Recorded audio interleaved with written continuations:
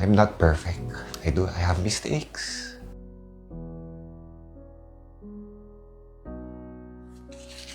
I have shortcomings.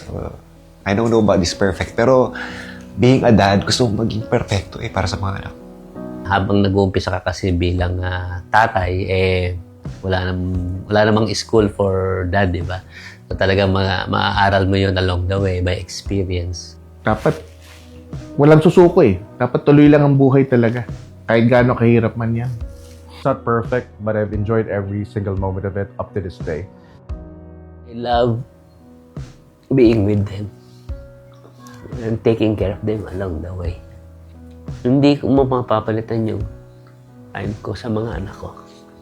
I wanted to be strong. I wanted to be the best dad for them. Siguro hindi man 100% na nangyari yun. I just wanted to know na 100% I did my best. Happy Father's Day, Daddy. Thank you so much dahil andyan ka lagi. Lalo na kapag kailangan ka namin. And then alam kong hindi ka sumusuko lagi sa mga challenges ng buhay.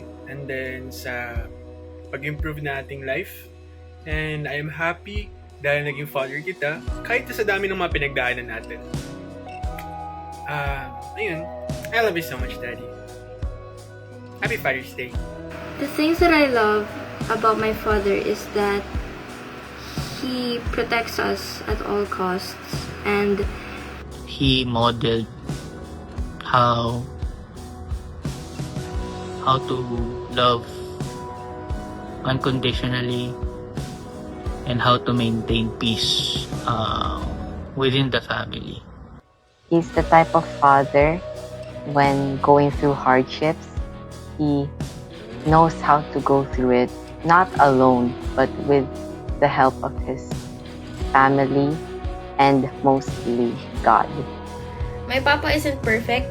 He doesn't always know how to express his love gently. But he loves loudly in the way he knows how.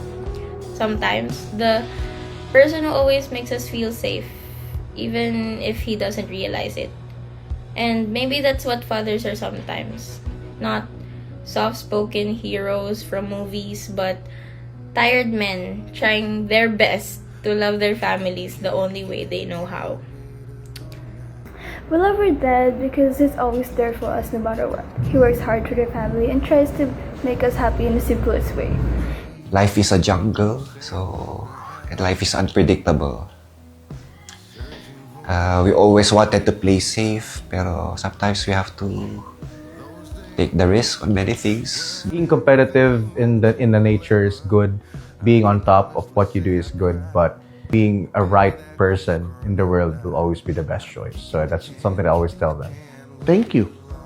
And pagbubutihan ko pa sa pang-araw-araw. Being a father, kailangan mag-adjust ka. Kasi iba-iba yung anak mo eh. Habang lumalaki sila, kailangan maka-adapt ka rin sa kanila. Pero ang hindi lang nagbabago, yung pagmamahal lang ng isang ama.